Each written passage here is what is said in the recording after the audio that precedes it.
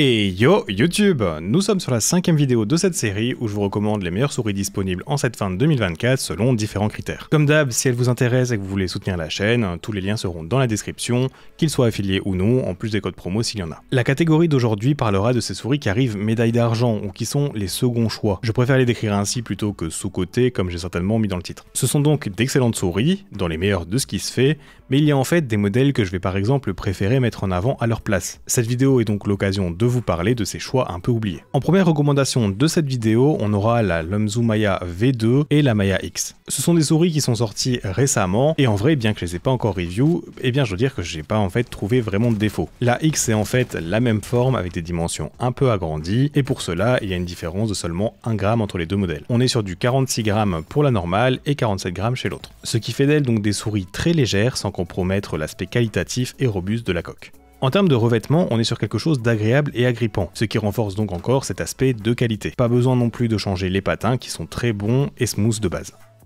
Sur ces nouveaux modèles ont été implémentés des switches optiques de chez Omron. Et encore une fois, je trouve que le boulot est vraiment bien fait, on a cette pression toute fine et satisfaisante, favorisant donc la réactivité et utilisation à répétition. Niveau latéraux, je dirais que c'est du classique, c'est pas mes latéraux préférés, mais ils n'ont pas de distance d'activation superflue. Je dirais que ceux de la X sont un poil plus lourds à utiliser, mais ça reste complètement bon. Et pour la molette, nous sommes sur des crans plutôt légers mais qui se ressentent, avec un clic plutôt vers le côté médium en termes de force à utiliser. Bien sûr, les capteurs sont compatibles en 8000 Hz avec le nouveau dongle de Lumzu. Mais donc, en plus de ces atouts, la forme est vraiment quelque chose qui va pouvoir plaire à pas mal de personnes. C'est une souris qui a un point culminant de sa bosse situé vers le centre, et qui vient ensuite se dégrader et s'élargir vers l'arrière de la souris. Vous pourrez le comprendre, c'est un peu comme ça que je pourrais aussi décrire des souris comme les Beastix ou Ultralightix. Et c'est d'ailleurs un peu ce qui va faire que cette souris est un peu un second choix, comme je disais en début de vidéo. Cependant, on n'est bien sûr pas sur une copie de forme, car déjà, rien que les côtés sont plus droits que la Beastix. Vous ressentirez moins le creux qui se situe vers le centre au niveau de votre pouce. Ici, ce qui se ressent un peu sur les côtés, c'est le fait que la souris soit un peu plus fine vers la base plutôt que le dessus de la coque. De ce fait, si vous avez des grips un peu plus relax, vous pouvez clairement trouver en fait votre bonheur sur cette forme. Comme par exemple le fait qu'il n'y ait pas vraiment d'élargissement sur le côté avant droit de la souris. La bosse de la souris en elle-même est aussi un peu différente de par exemple les Beastix, car elle est vraiment bombée plus uniformément sur toute sa forme. C'est plus homogène, la souris reste plus ronde dans sa globalité, ce qui va favoriser à peu près tous les styles de grip sans problème. Voilà, pour le prix allant de 120 à 130 €, selon si vous choisissez les versions avec ou non le récepteur, eh bien c'est clairement une recommandation que je peux faire sans problème. La deuxième souris de cette vidéo, c'est la Pulsar X2V2.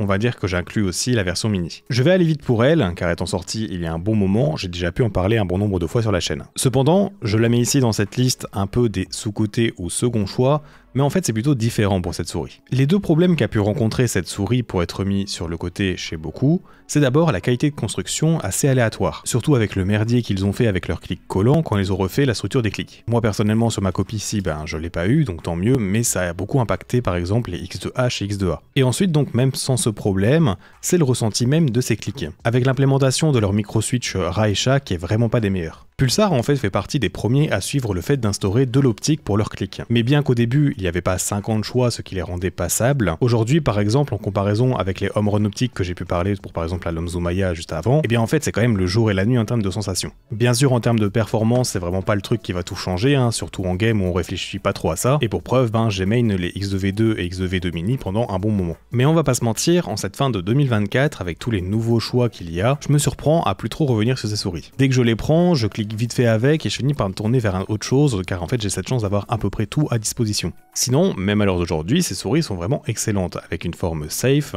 qui quand on regarde en fait se démarque pas mal d'autres. Et cela donc en deux formats différents. Personnellement, avec un fingertip relax, les côtés plats sont vraiment quelque chose que je trouve ultra confortable. Pulsar a annoncé la version 3 de ses souris pour bientôt, en ayant revu encore une fois la structure des clics. Malgré que cette nouvelle version soit annoncée, j'ai quand même décidé d'inclure la V2 comme recommandation, car franchement si vous la trouvez avec une bonne promotion, c'est de toute évidence toujours une excellente souris.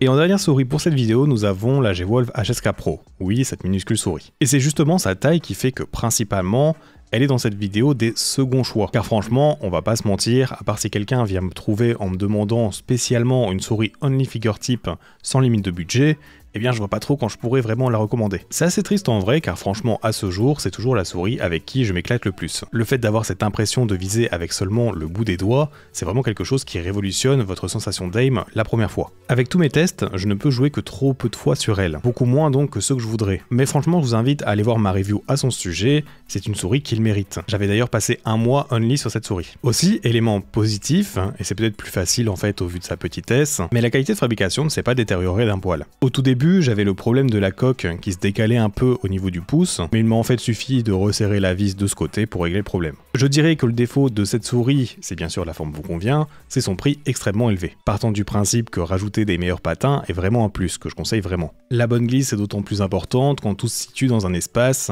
si proche entre vos doigts. Elle ne possède pas les meilleures features overall, il y aurait moyen de faire une meilleure version sans trop de problèmes je pense, mais comme je disais, ça m'empêche pas de vraiment kiffer cette souris et son poids de seulement 27 grammes. C'est tout pour cette vidéo, j'espère qu'elle vous a plu et je vous remercie pour tous les retours positifs que j'ai reçus sur cette série de recommandations par catégorie. Je vous laisse comme d'hab vous abonner et laisser un petit like avant de partir, et avec cela dit, à bientôt.